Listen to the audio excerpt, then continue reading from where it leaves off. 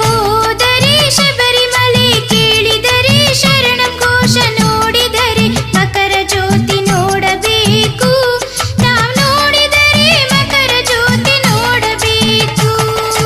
ಹೋದರೆ ಶಬರಿಮಲೆ ಕೇಳಿದರೆ ಶರಣ ಘೋಷ ನೋಡಿದರೆ ಮಕರ ಜ್ಯೋತಿ ನೋಡಬೇಕು